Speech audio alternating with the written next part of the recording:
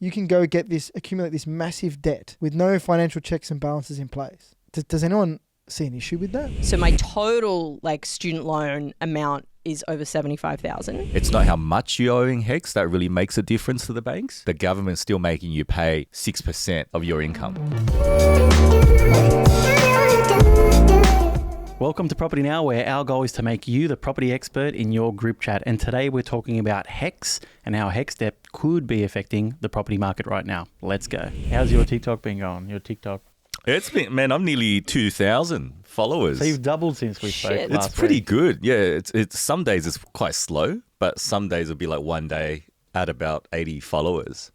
Yeah. But nothing beats that accounting lady that's on TikTok that I showed Michael. Like she's this young sort of... She's going all right?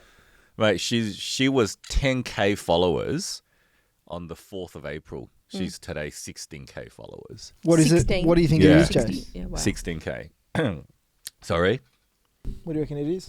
Oh, man, I just think what Michael's, she looks pretty nice.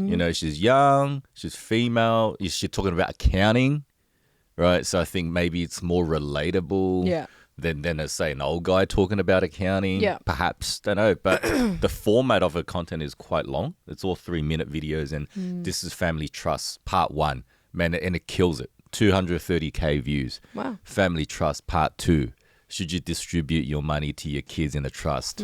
Kills it. Some of these parts, I've seen some longer videos like that on TikTok, and it's like part 5, part 6. Yeah. And then people in the comments are like, hurry up and bring out the next part. Like, Wow. They don't people bring it are out. hungry for it. They're waiting for it. It's so good. Yeah, man. So, I don't know what it is, but she's gaining followers. Not too much engagement in the post, but just a lot of follower gain. Yeah. And she follows 0 people.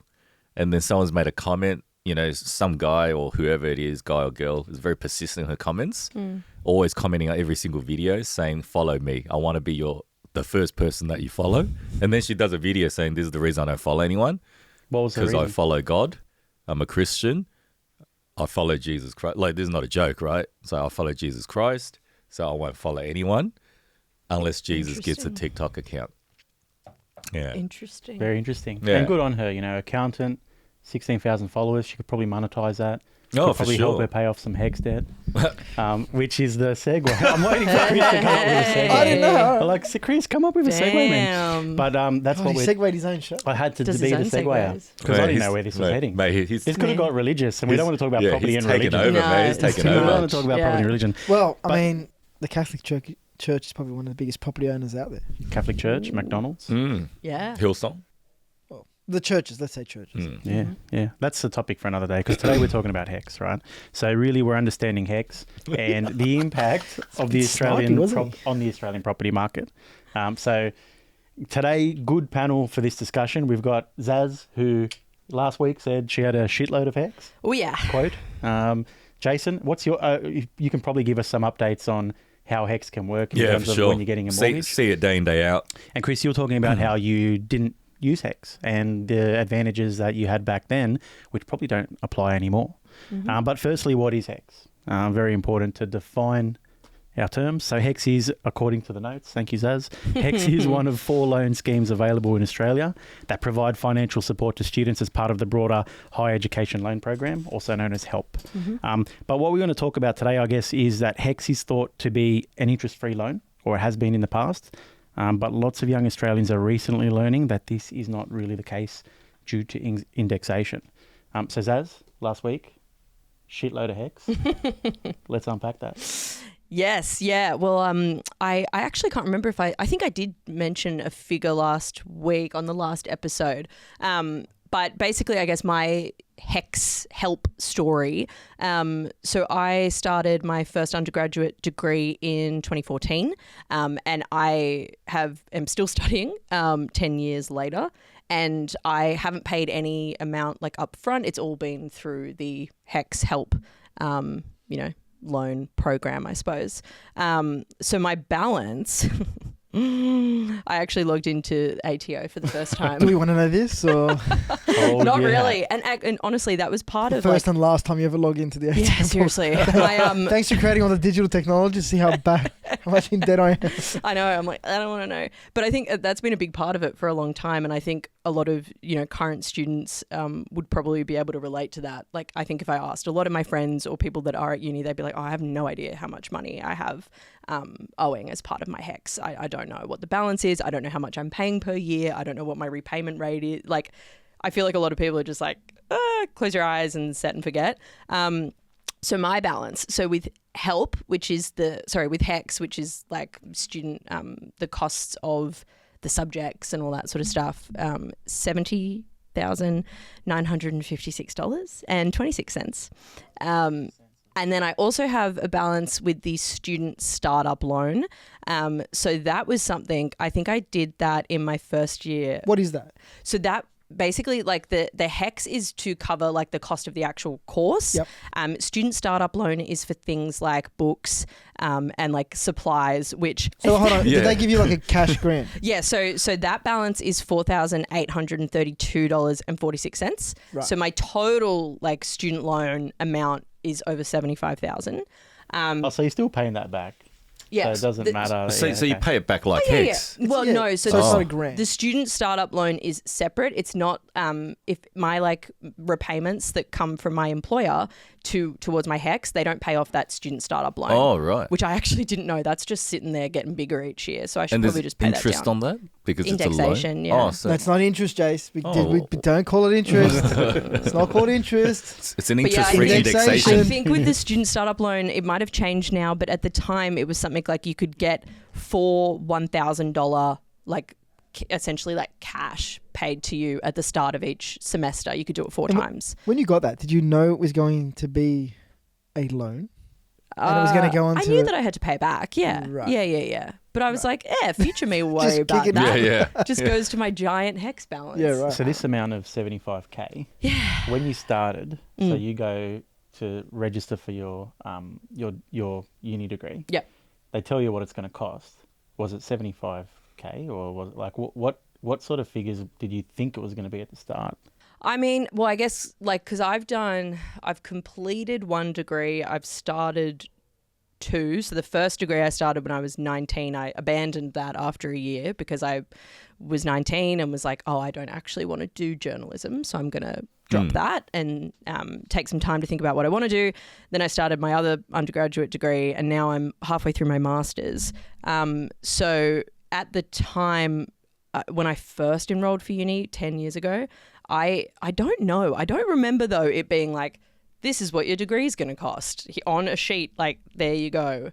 I recall like when you enroll, you kind of just like, it's a matter of checking a box of like, do you want to pay like upfront or, whatever that option is, or do you want to do it through your Yeah, HECS? totally agree. I don't even remember seeing the prices or even having that into consideration. No. Oh, I'm going to do this one because it's cheaper Yeah. that one. Yeah, You're so- like trying to, yeah. It's So not it's a just like copy it consideration. on your It's not a HECS and pay it consideration. off No, You're no. later. 19, you're not thinking about No. Yeah, but if how you're much it's 19 and gonna they go, cost. here you go, here's this course that's going to cost you 95 grand or 70 grand Yeah. over the period of 4 years, people might decide not to do it. Yeah, And probably. that's not good business for the unis. Yeah. Shoot. That's true. Yeah. Yeah, I feel like there was a lot of like ambiguity around it. And again, it was 10 years ago, so like I might not be recalling it super clearly. But even with my masters, like I do remember seeing like this is how much the degree costs.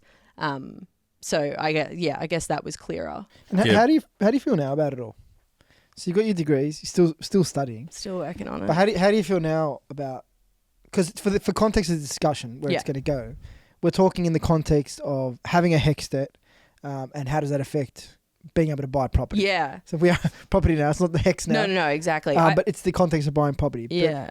I how do you think feel about it? I think that like it's not something I've never been like concerned about my HECS debt at all, because I think people are just sort of like, it's just what you do.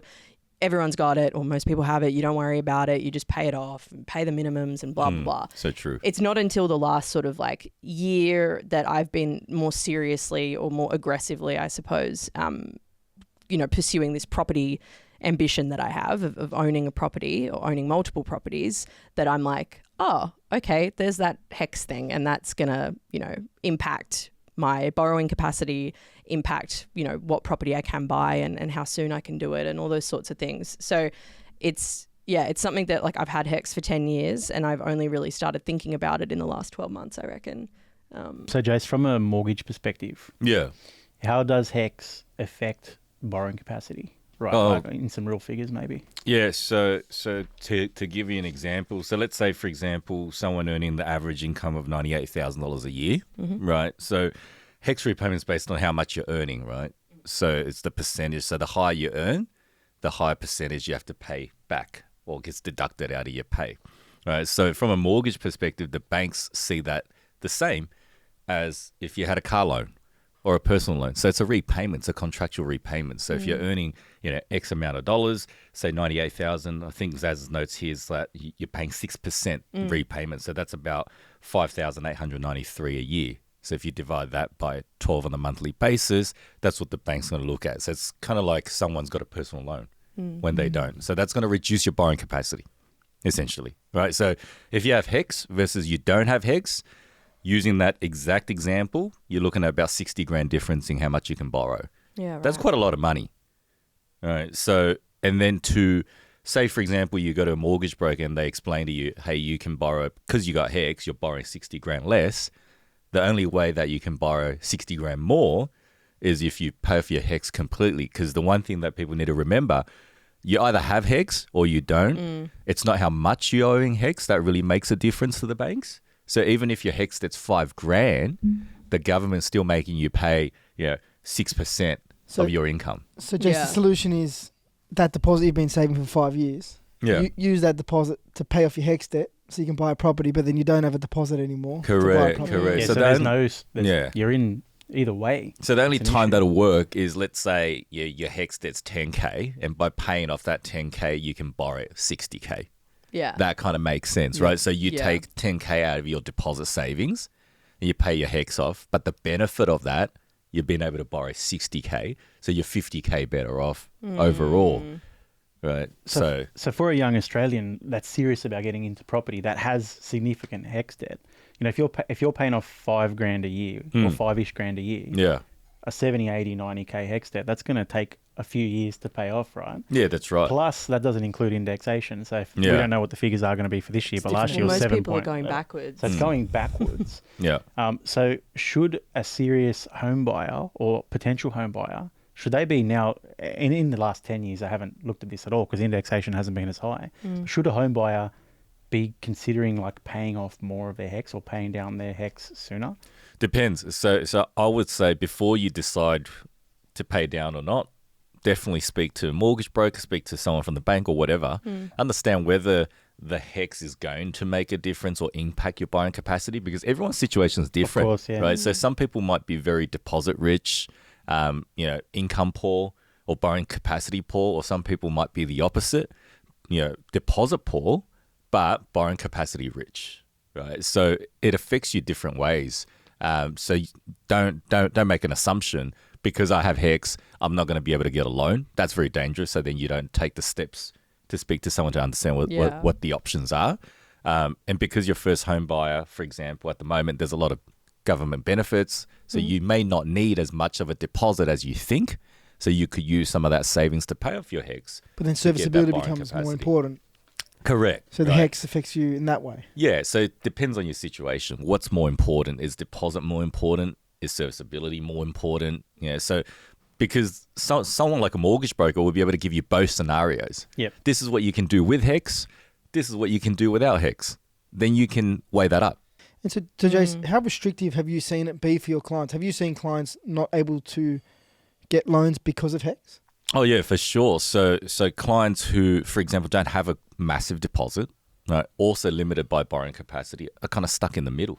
Right? Because of HECS, they can't borrow as much, so they can't buy in the target budget that they're looking for. And I'm not talking about wanting to buy a house. Right?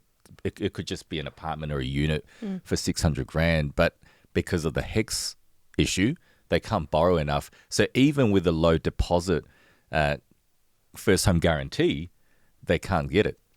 Right? So it's like the deposit problem's taken care of, but because they got a HECS issue, they can't borrow enough to get enough money to settle on the property.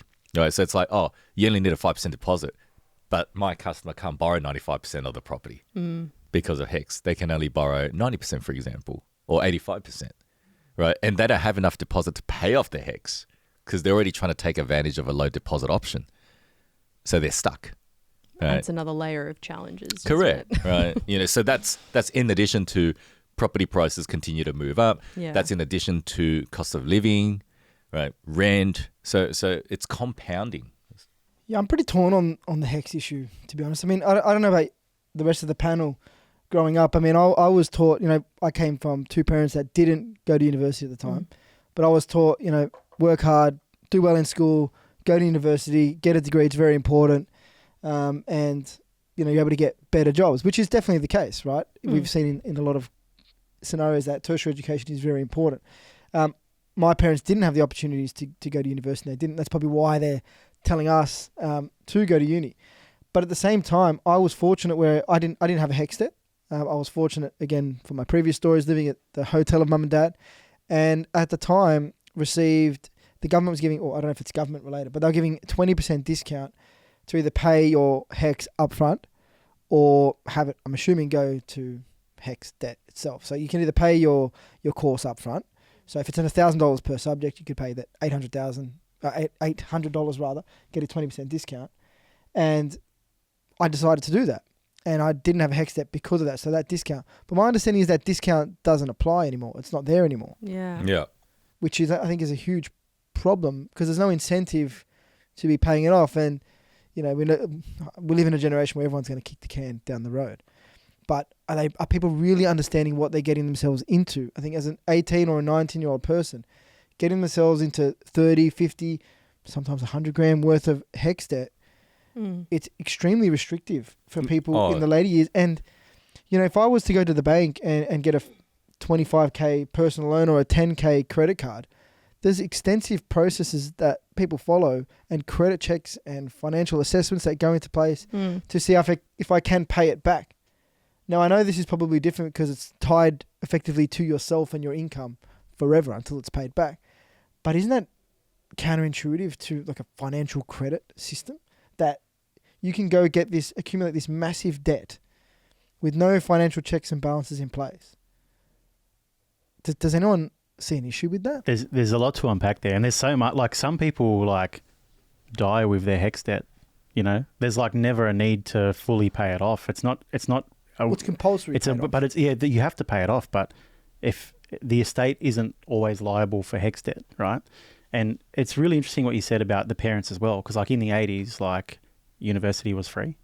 Yeah. So from your parents' perspective, it's kind of they didn't realize financial implications, and it's really interesting because you see a lot of, and we're getting into everyone's different, right? But you've got some kids who finish school and they don't know what they want to do with their life, so they're like, I'll just go to uni, and they don't realize the ramifications of the decision they've just made, because like you, Zaz, you did a degree, you realized it wasn't for you, you start another degree, that can be costly. But how else are you supposed to decide if you don't know what you want to do? I was in a different situation, right? So I didn't go to uni, and I'm quite comfortable saying that, right?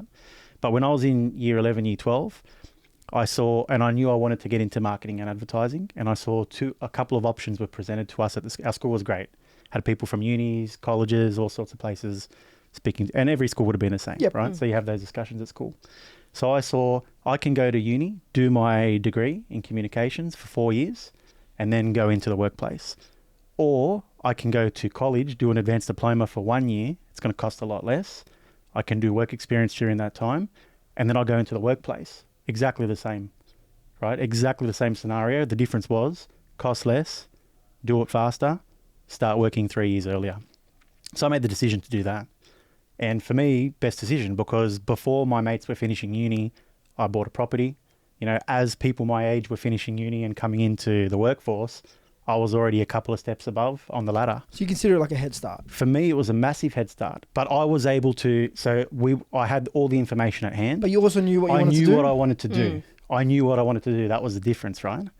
But also, I also question, if parents say to their kids, just go to uni and figure out what you want to do, it's hard to figure it out at uni because uni is very different to work, right? In theory and in practice, they're two different things. So you almost need to go out, have the year of maybe travel, taste a few different things. That's the better way to figure out how you want to do. Look, I don't want to get all philosophical. Like, everyone's different, right? But it's so critical. And it goes back to your original point. So in the 80s, or some of the 70s, some of the 90s as well, university was free. So for our parents, it was this big ambition. Hey, I want my kids to study. Yep. It was almost like a sense of pride for them. Hey, my son got his degree. My son's a doctor. My son's an accountant. My daughter, you know what I mean? So it was almost like their own sort of personal pride that their kids had achieved this thing that they didn't achieve. And the people would have been a bit, when they were in the workforce, they probably would have had people coming in with degrees that outcompete them on maybe promotions or getting that new job. So they probably viewed, if you didn't have a degree, it was a big detriment to your career and your growth in your career. But that's why the importance of actually going out and getting a degree. That's why they probably pushed us. But it depends on what you're doing, right? If you're going to be a doctor or an accountant or a lawyer, you need that degree. Yep. Right? You're not getting in. There's technical areas that need degrees. Like an engineer, the developer side of things, the developing engineer. I think there's some technical roles that, of course, need to have degrees. Accountants, lawyers, of course, doctors. Let's hope they get degrees. So you'd think so. Unless Dr. Nick. Google degrees. But I think there's some technical areas, of course, that need degrees. But I mean, controversially, are we talking there needs to be a rethink about people going to uni, and are we going that far to say rethink about what you're actually wanting to do, and do you actually need to go to uni for that degree? This podcast is brought to you by Coposit, where 10K means you can buy a brand new property. Check it out, coposit.com.au. I think there was a time where it was like you had to get the degree. Yeah. You had to go to uni. It was this status symbol. Whereas now the status symbol isn't there. Like, I know a lot of people that are tradies that are earning more than professionals that went to uni.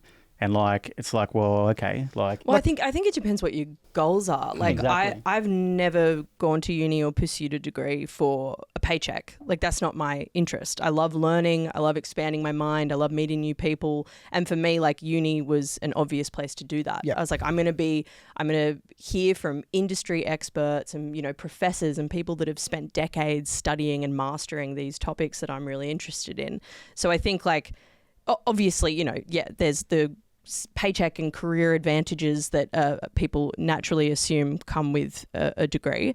But I think it depends what your values are and what, where you want to go. The goal side I don't think I would say don't go to uni or consider not going to uni if you've got these, property goals or financial dreams and things like that. But I guess I would say think about it, because as someone with a stack of HECS debt, who, 10 years later is nowhere closer to paying it off. Do you feel restricted by it?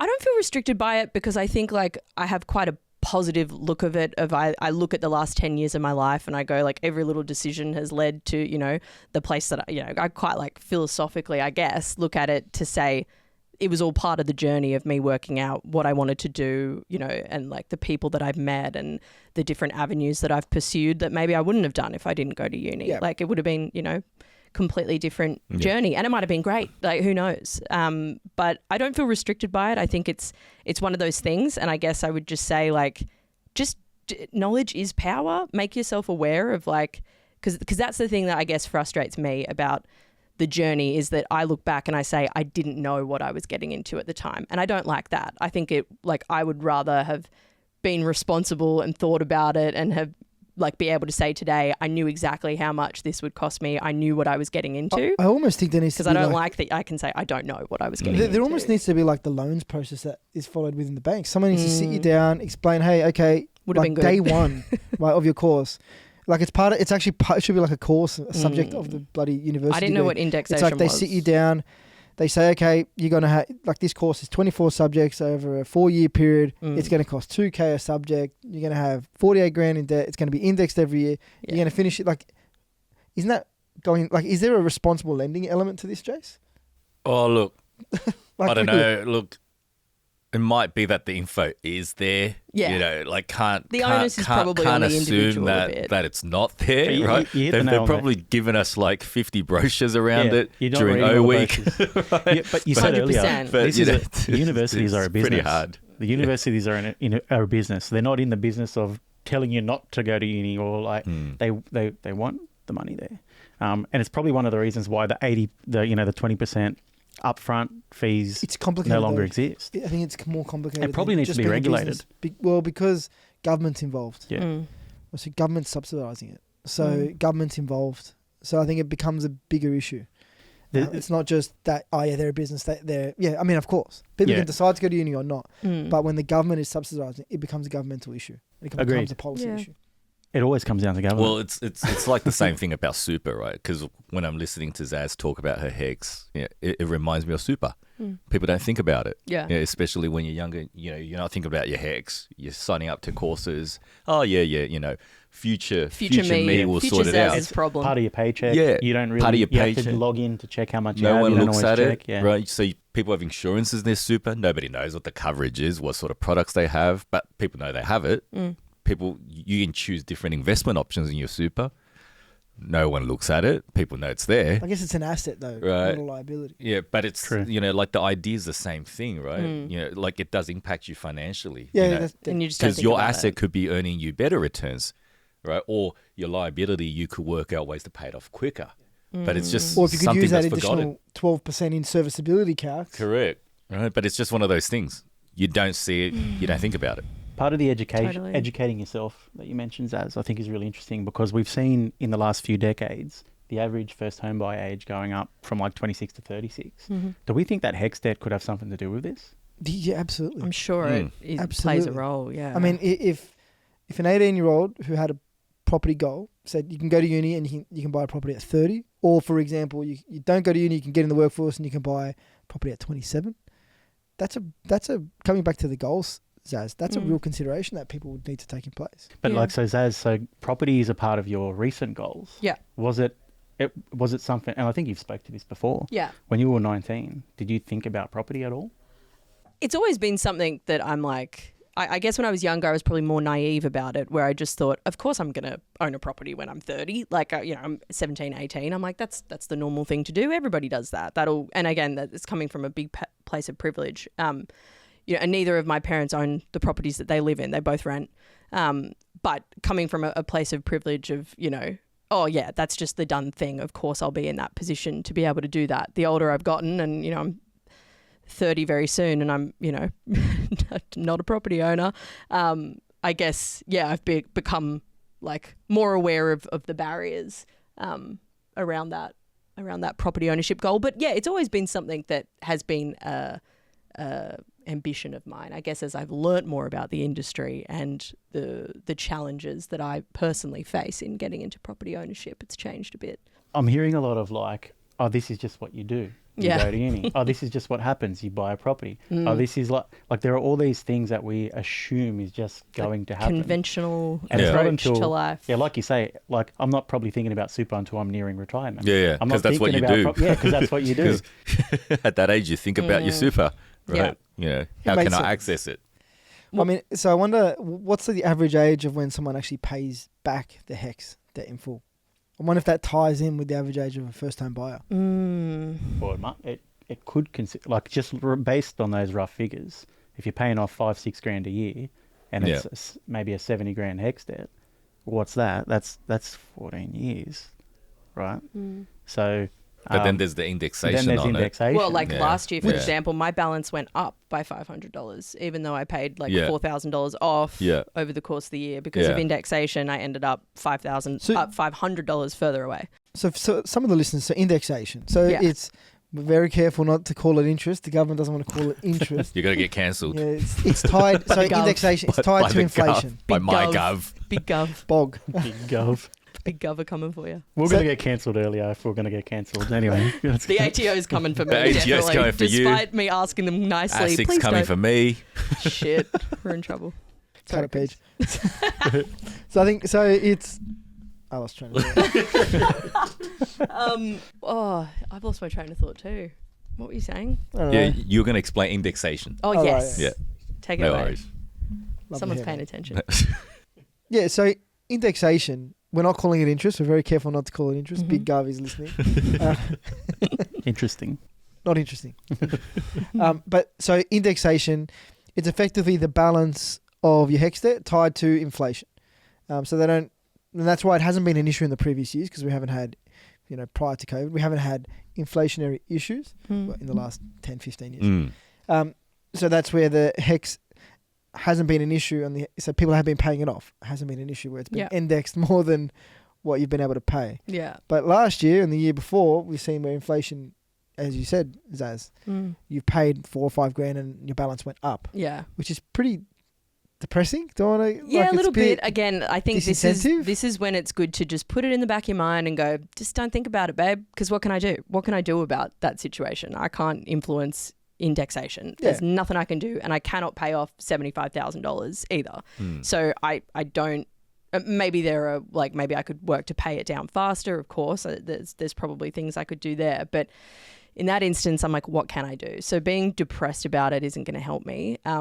Sure, it is kind of deflating to be like, oh, that's $5,000 that I didn't take home, that I didn't put towards my saving for my deposit, and I also didn't pay off my HECS at all. It's just $5,000 that paid the not interest on the loan. So yeah, it's a bit but I feel for people, and I think since the indexation has gone up massively, that is when this conversation has really erupted on TikTok and socials, which I think is good because it shows younger people, oh shit, think about this, learn from the 30-year-olds that have, are in this situation and think about it. But I feel for, women on mat leave, who maybe did a degree and worked for a couple of years and then, had a career break to start a family and raise their children and, not making any compulsory repayments towards their HECS because they might be on $0 annual income and their balance is going up every year and they're sitting at home doing, what they're up to in that phase of their life and they're just watching their loan go up and up and up and they can't do anything about it. So a woman in your situation on mat leave, so yours went up by $500 because you paid down $4,000. Hers would have went up $4.5 grand. Yeah, exactly. So unless she gets back into the workforce. I suppose like you're if you're married or and your partner has income, like maybe they can help to make the compulsory repayments, or I don't know. Yeah, but when you're that's a lot of strain on a family. Speaking from experience, going down to a single income. Yeah, you probably don't have a spare $5,000 money for HECS debts. No. Yeah. So it just sits there and it keeps growing. I think one of the other issues is the government's making money off this. So it's a revenue stream now for the government. I mean, what's the balance of the outstanding HECS debt? 74 billion. 74 billion. But when you say they're young making Australians, they're making money, like what, through the indexation? Well, yeah. Yeah. Annually, they're making money on this. Yeah. And so, again, this is where I come back to the, yes, there may be disclosure, there may be on the invoice when they send out you can choose to do HECS and this is what happens. But I think there needs to be some greater awareness as to what's the long-term impacts. Sure. So I really do think so. Because we're now seeing it becoming an issue now. And the reason for that is because of the indexation last year, where people had that scenario where they paid balance off and it went up more than they've paid because of indexation. I think that maybe wasn't explained to people. No, definitely not. So from a solutions perspective, is it on the onus of the student to look into it? Is it the parents that shouldn't be pushing their kids? Is it government? Like, should education be free? Like, what are some solutions here? And we can go around the circle. I don't think you can blame one specific party. I think the onus is definitely on the students to do some research. Yeah. The onus is on the university to advise of the situation. Government, there's probably multiple resources out there that if people wanted to look for it. It probably is the old kick the can down the road that a lot of people look at. But I think there's definitely some stakeholders that need to take accountability. I think as well, first and foremost, maybe instead of going to the uni for that first year to discover what you want to do, if you're not sure, maybe do take that gap year and get into the workforce or go travel and figure something out that way, as opposed to doing 8 subjects and probably accumulating 10 to 15 grand of HECS debt if you're going to do that to figure out what you want to do. Yeah. It's an expensive lesson. So maybe decide to do some of that. And if it's a non-technical role that you need to take, are there other options out there? Is there a college? Is there a TAFE degree, which is probably cheaper? I think there's other options out there for people. You can be clever. Like if you want to you think you want to be a lawyer, maybe see if you can do an internship for a year, do a bit of travel, see if you like work at a bar, see if you like it. See if you like working at a law firm. Yeah. You know what I mean? Because you're not going to get that from 4 years of uni, to be honest with you. And some people work whilst they're at uni as well, so you can sort of learn on the go. But, you know, it's not uncommon for people to change their mind a couple of years in and change course and do another course, and that just sort of compounds. Yeah. So that's one thing too. I think, so one thing I hate is the parents that are like, oh, you must go to uni. If you're a parent that makes your kids go, even though they don't want to go or they don't want to do that specific job, then it's up to you as a parent to help your kids financially, because otherwise you're putting them behind the 8 ball if you force them to go. So there's nothing I hate more than that. Like, I know with my kids, they're 8 and 5, so they're not going to uni anytime soon. But I can see now, you know, what are they good at? What are they like? I'm not going to push them into something just to make myself feel good. One thing I think the government could look at is that 20%. Look back at that discount. Yeah. Give an incentive for people to pay up front. If students want to pay up front, I paid up front. Again, if it's $1,000, I paid $800 for that subject per subject. Yeah.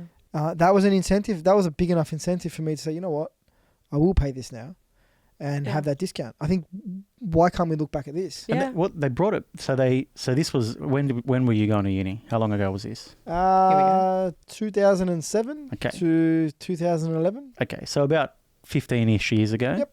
There was a 20% discount. Yes. They took it away. So it was a 4-year period that this happened. So you're lucky you're in that sweet spot. Nice. Right? They took it away. Jagged They brought it. it back in 2020. They took it away again in 2022. Did they? Yeah. Yeah, they brought it back. I think it was 10 or 15%. Yeah, I don't think it was always 20, 20%. but it was maybe it was 10. I'd love to know the stats But then they got rid if of it people again. actually took that up. Yeah. But I reckon, so they obviously use that as an incentive. So again, looking into what happened in 2020 and 2022, in that period, Yeah. it was COVID. There was no international students. Universities needed students, so they chuck a discount to bring business into the I universities. didn't even think about Looking at it COVID. very I forgot cynically, about that. that's what I believe. Also, Yeah. from a government so they perspective, could get an influx of. From a Yeah. government perspective, there's an emphasis on skilled work now. So, you know, I see a lot happening in TAFEs and things like when it comes to like tradies. Yep. So, you know, do they want to push people to other forms of education as well? It's like, so talking about the discount for whether it's TAFE, whether it's skilled or university, Yeah. there should be a discount applied to all of it. Yeah. That's for Australian residents, of course, not for international students. If international wants to come here, they should be paying full freight, to be honest. I agree. But on the local students, I mean, the discount is step one, in my opinion. If there can be a consideration to make it free, that's only going to be a benefit for our country if we can upskill our youth. 100%. If we can find a way to have skilled workers, tertiary education in place, and upskill our youth, we're going to be a better country in the long run for it. I mean, why wouldn't it's in national interest to look at that? I agree. I guess but I agree without knowing what is the actual cost of that for the government and where that would come from when we're in a lot of debt, right? So theoretically, F yes. But realistically, I wonder if it's that simple, you know? I think as well, like in the context of property, you know, Yes. the having the discount, whilst it might help a lot of people, I still feel like that, like if that was a situation today and I was, you know, an 18-year-old starting uni, number one, I wouldn't have the money to pay it up front. And if I did, I would also lose my deposit money. So it would still be a situation where like something's got to give. Yep. It would help in the like long run indexation and paying additional money off over time and, you know, your borrowing capacity 6-8 years down the track. Yep. But I feel like, you know, yeah, if you're an 18-year-old, you'd still be in a similar situation where you'd go, okay, well, right now I don't have the money to pay this up front, so I'm probably going to use HECS anyways. Yep. But I guess, yeah, there are definitely situations where, you know, maybe you would stay at home if you had the option to do that, save for a few years, start uni when you're a little bit older and pay it up front and then kind of go from there. It's an interesting thought. But yeah, if I was little 18-year-olds as starting uni again, I wouldn't have had the cash to pay it up front anyways. So I still would have done HECS. And then 10 years down the track, What do you reckon, James? here I am. Man, I think, just listening to you guys talk about it, like, made me think about how they talk about the wealth gap and just made me realize that, you know, it starts in the very beginning. So if you imagine a student with parents who can afford to pay it off for them, Yeah. it's already begun. Yeah. So that particular young person will have no HECS. Then the advantage will compound Yeah. because they don't have HECS. They save at a quicker rate for deposit. they can borrow more money. Taking home more pay. Right. So then they're going to buy a property typically sooner, right, with a lot of assumptions versus the student who had HECS. Right. And then that'll compound. Right. So, and if their parents was able to help them pay off their fees in full, most likely going to help them again with property. Yep. So you're getting all these extra steps of advantages, right? That's built up over time. So then that just creates a wealth gap. So I think university should be free. It's not about using HECS or paying upfront and get a discount. It should be completely free because that's how you kind of can equalize. Have the same starting point for people who are pursuing that education, then going into the workforce. We're all going in. It doesn't matter how rich my parents are or whatever. Yeah. We're all graduating, going into the workforce with no HECS debt. Yeah. And we're all going to start at the same place, right? Then it's up to us to see what we can do to build, our future, our financial security and so forth. Yeah. Right? It like sounds that. fair, right? Yeah. Yeah. So I think that's better. And there was a period of 14 or so years where it was free. So we did it at one point. So maybe it is possible. Any final words or any advice maybe? Let's bring it back to the property v HECS. Any advice for a young Aussie who's looking to get into the property market, but he's tackling some HECS issues? Yeah. So, Chris? so they're tackling HECS issues or they're about to? That's probably the question. About to is an To interesting talk on one. both. So, I mean, if you've got, as a 17 or 18-year-old coming out of school, if you've got the foresight to know that you want to be a property investor, just really understand what your goals are. And when you're looking to do that, to buy property and understand what you're wanting to achieve and know that having a large or having a HECS debt at all will affect your borrowing capacity. And I don't want to say cap, but will affect your income as to how much you can actually save towards your deposit. So if you know at the age of 17 and 18 what your goals are and that you want to buy property, really consider the HECS implications. And if you can work your ass off to still go to uni and pay it upfront without having HECS, that's maybe a better solution. Such a huge ask to ask a 17-year-old, Oh, what they yeah. want to do with the rest of their life. But Jace, what about you, mate? Maybe from the perspective of someone with, from broker, someone with HECS debt. From that perspective, like what I always say is start the conversation and don't make assumptions. So just because you have HECS or say you and your partner both have HECS and you've heard that HECS affects borrowing capacity or makes it harder for you to buy property, don't let that discourage you because your situation is unique to you. So unless you speak to a professional, run those scenarios, run the numbers so that you can have the information of what it is with HECS, what it is without HECS. What else can I do? Maybe it's not the HECS that's going to give you a solution. It might be paying off the car loan you have. Yeah. That's almost done. It might be reducing your credit card limit. It's not always HECS is the biggest enemy. I love that. Right. There's more than one thing to look at. Correct, right? know? And your situation is also very unique. All right, there's a lot of aspects to it. Then decide, what to do with all the info. Right, so don't assume. As someone who's in the scenario now, these guys can say whatever they want, but you're in the scenario. Like, what's your final thoughts on that? Yeah, I mean, I guess I don't think I would change anything. I'm glad, uni has always been something that was an important value to me. And to be honest, my HECS, I'll probably do another degree. I'll probably do another couple, I reckon, over the course of my life. Is there a cap? Because there is, so I'll have to start paying up front. But anyways, we'll get there. Double it and give it to the next person. yeah, exactly. But no, I mean, I don't regret it. It's all part of the journey, and I think, as Jay said, as Chris said, engaging in those conversations earlier is maybe one thing that I kind of wish I did a few years ago, because property's always been something that's been in the back of my mind. Maybe if I armed myself and took more responsibility for the decisions I was making, I would be, in a situation today where I would already own a property. I think you definitely can have HECS debt and own property. Of course you can. Lots of people do it. Yep. So it's not to say, oh, you're doomed. It's just going to, change some things, but you can make it work. I love it. Another great conversation, guys. I love these talks, and we'll be back next week. But if you want to be part of the conversation as well, then make sure you're following us on YouTube, Facebook, Instagram, and TikTok. And we'll be back again soon with another episode of Property Now. Thanks, guys. Cool. Thank That's a wrap. you. The Property Now podcast offers opinions on Australian property news for informational and entertainment purposes only, and they are general in nature. It does not take into account your objectives, financial situation, or needs. It does not constitute professional advice. Always seek expert guidance before making any property-related decisions.